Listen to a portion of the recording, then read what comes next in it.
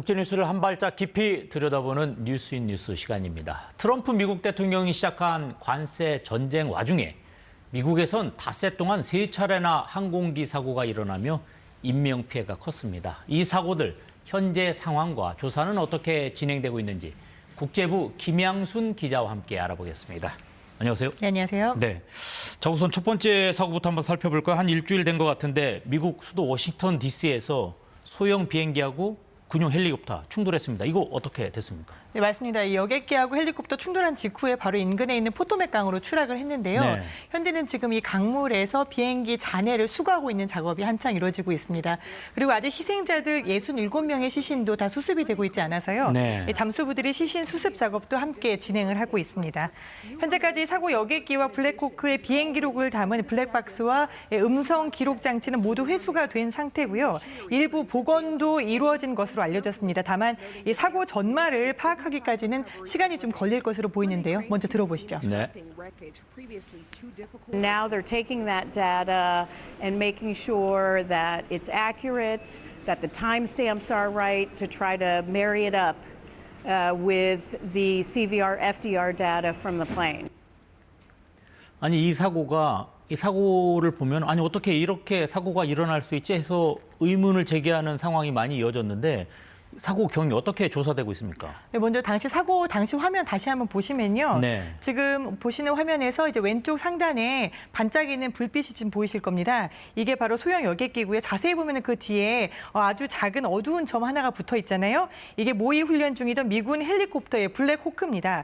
이 블랙호크가 바로 몇 초 뒤에 이제 들이받으면서 충돌을 하고요. 공중에서 큰 폭발이 일어나는 상황인데요. 네. 미국 국가교통안전위원회의 1차 조사에 따르면은 당시에 군용 헬리콥터의 고도가 너무 높았다. 이 규정보다 더 높았다라고 하고 있습니다. 네. 충돌이 일어난 상태를 보면요. 충돌은 91m에서 106m의 상공에서 일어났는데 레이건 공항 주변의 헬기 고도는 61m로 원래 제한이 돼 있습니다. 네. 평소보다 높은 상황인 거죠. 근데 왜 그랬냐라고 보면은 이 관제탑에서는 헬기가 당시에 60m 높이 적정한 높이에 있었다라고 파악을 하고 있었다라는 거예요. 네. 즉 관제가 잘못됐었다라는 거죠. 그래서 충돌 직전에 여객기가 고도를 급히 올리려고 이 기술을 딱 올렸는데 그때가 바로 충돌 1초 전이었다고 합니다. 그러니까 이제 이미 선두를 올리기에는 늦은 시점이었다고 하는데요. 사고조사위원회 얘기 들어보시죠.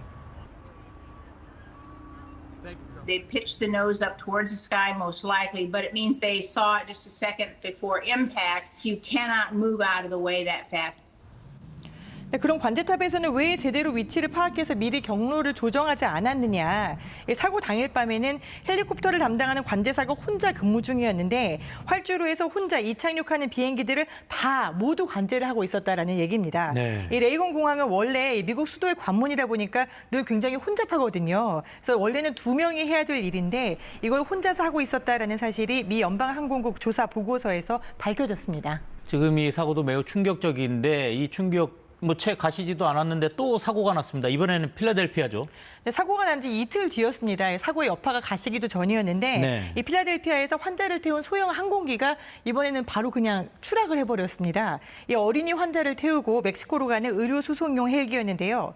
인근 공항에서 이륙은 했는데 이륙하자마자 500m 상공에서 고도를 더 높이지 못하고 시속 200km 엄청난 속도로 바로 바닥으로 추락을 해버렸습니다. 네. 이 사고로 헬기에 타고 있던 6명과 추락한 곳에 차에 타고 있었던 운전자 1명까지 해서 7명이 숨졌고요. 22명이 다쳤습니다. 지금 근데 피해가 더 컸던 이유가 이 추락하면서 떨어진 곳이 상점, 이 번화가여서 더 컸다 이런 이야기 있습니다. 네, 상당한 번화가다 보니까 그 주변에 있던 어린아이들까지도 많이 다쳤는데요. 네. 항공기가 엄청난 속도로 추락하면서 산산조각이 났기 때문에 이 조종석에 있던 음성 기록 장치를 아직도 찾지를 못했습니다. 네. 사고 원인을 아직 파악하지 못하고 있다는 거고요.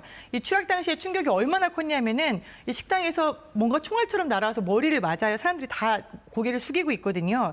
이 식당이 사고 현장으로부터 400m가 떨어져 있는 식당이었는데 네. 이 부품으로 추정되는 금속 잔해가 갑자기 이렇게 날아들면서 머리를 타격해서 이렇게 날벼락을 당하게 된 겁니다. 식당에 있던 모든 사람들 굉장히 당황한 표정이었는데요. 이 의료용 수송기였던 만큼 산소통과 같은 잔해들도 곳곳에서 지금도 발견이 되고 있다고 합니다. 지금 계속 이렇게 항공기 사고를 저희가 전달해 드리고 있는데 지금 이게 끝이 아닙니다. 지금 활주로를 달리던 여객기 엔진에서 불꽃이 일어났다. 이 사고는 또 뭡니까? 네, 그것도 역시 필라델피아 추락 사고 이틀 뒤에 또 일어난 사고인데요. 네.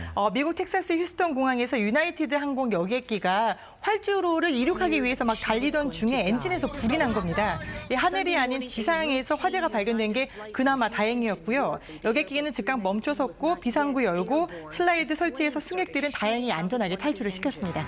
지금 이렇게 항공기 사고가 잇따르니까 이제 시민들 입장에서는 비행기 타기 좀 무섭다 이런 생각도 할 수 있는데 사실 미국이 이런 항공 운용 체계는 본인들이 갖고 있는 매뉴얼이 사실 글로벌 표준으로 쓰이기도 하는데 이런 부분 좀 걱정됩니다.